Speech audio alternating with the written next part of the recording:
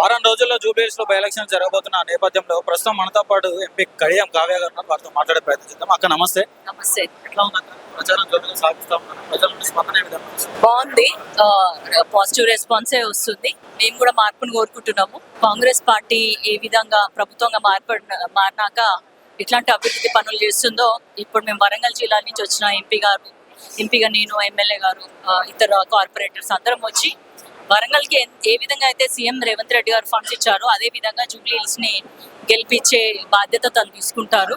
అట్లాగే నవీన్ యాదవ్ గారు కూడా చాలా కష్టపడి పనిచేస్తారు మీకోసం, మాకు అవకాశం ఇవ్వండి అని కోరడం జరిగింది. వాళ్ళందరూ కూడా మేము తప్పకుండా కాంగ్రెస్ ఓటేస్తామని చెప్పి మాట ఇవ్వడం జరిగింది. కాంగ్రెస్ పార్టీ చిత్తశుద్ధితోటి ఒక బీసీ బిడ్డకు టికెట్ ఇచ్చింది. ఇతర పార్టీలు ఓర్వలేక దుష్ప్రచారం చేస్తా ఉన్నాయి నవీన్ యాదవ్ గారు. దీన్ని ఎలా ఇస్తారు? కాంగ్రెస్ పార్టీ అంటేనే సోనియా గాంధీ నాయకత్వం వల్ల ఒక సెక్యులర్ పార్టీ, అన్ని మతాలని అన్ని కులాలని అందరికీ కూడా సమానంగా న్యాయం జరగాలి అన్న ఉద్దేశంతో నడుస్తున్న పార్టీ ఇది. అందువల్లనే ప్రతి చోట కూడా బీసీలకు కానీ, ఎస్సీలకి, ఎస్టీలకి, మైనారిటీలందరికీ కూడా న్యాయం జరుగుతుంది. న్యాయంగానే పదవులు ఇస్తూ ముందుకెళ్తుంది. అది మాకు ముందు నుంచి ఉన్న అలవాటు కాబట్టి ఇక ఇతర పార్టీలు మతతత్వ పార్టీలు అయిపోయినాయి. వాళ్ళు కలిసి ఒక అదిగా చేస్తున్నారు. కాబట్టి బీఆర్ఎస్ కోటేసినా కూడా అది బీజేపీకే పోతుంది. బీజేపీకి వేస్తే ఆయనతో డిపాజిట్ కూడా రాదు అని చెప్పడం జరుగుతుంది. అభివృద్ధి కావాలంటే కాంగ్రెస్ కోటేయాలి. సెక్యులర్ మనకి జూబ్లీహిల్స్ ఉండాలి, సెక్యులర్ గా మన తెలంగాణ ఉండాలంటే కూడా కాంగ్రెస్ కోటేయాలని చెప్పడం జరుగుతుంది. కాంగ్రెస్ పార్టీ నాయకులు ప్రచారం చేస్తున్న క్రమంలో విమర్శలు వస్తా ఉన్నాయి. మహిళలు అడుగుతా ఉన్నారు మా 2500 అని చెప్పేసి, అంటే ముసలోళ్ళు అడుగుతా ఉన్నారు మా 4000 పెన్షన్ ఏదని చెప్పేసి అంటా ఉన్నారు. ఏం చెప్తారు? ఇప్పుడు మేము 6 గ్యారెంటీలలో ఆల్మోస్ట్ అన్ని చేస్తున్నాము.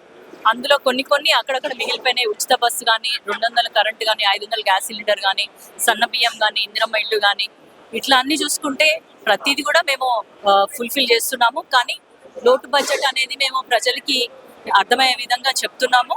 ఎందువల్ల ఇవ్వలేకపోతున్నాము, ఇది కొద్ది కాలమే. మీరు 10 ఏళ్ళు బీఆర్ఎస్ కి అవకాశం ఇచ్చినప్పుడు వాళ్ళు ఏమి ప్రామిసులు చేసి ఏం నిలబెట్టుకున్నారో మీకు తెలుసు.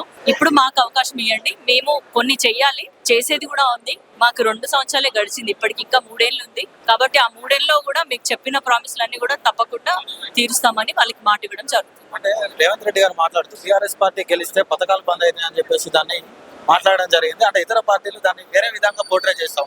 దీన్ని ఏ విధంగా సమర్థిస్తారు? అంటే ఇతర పార్టీలకి వాళ్ళు మా మీద ఏదన్నా ఒక అభాండం వేయాలంటే వాళ్ళకి ఏమీ లేదు. కాబట్టి ఉన్న మాటల్ని వక్రీకరించి వాళ్ళు ఇష్టం వచ్చినట్టు కూడా మాట్లాడడం జరుగుతుంది. ప్రజల్ని కన్ఫ్యూజ్ చేసే అదిగా వాళ్ళ ప్రచారం కొనసాగుతుంది. మీరు చూడండి, ఇప్పటి వరకు అసలు బీఆర్ఎస్ క్యాండిడేట్ ఎక్కడ కూడా నోరు విప్పి మాట్లాడింది లేదు. ఆమె ఏం చేయాలనుకుంటున్నది ఆమెకే క్లారిటీ లేదు. ఆమె వాళ్ళ చేతిలో ఒక కీలుబొమ్మగా మాత్రం, రబ్బర్ స్టాంప్ గా మాత్రం మిగులుతుంది. ఆ పథకాలు కూడా తీసుకొచ్చే ఏమంటారు విజ్ఞత గానీ, ఆ లౌక్యం గానీ తనకు లేదు అన్న ఉద్దేశంతో అట్లా మాట్లాడడం జరిగింది.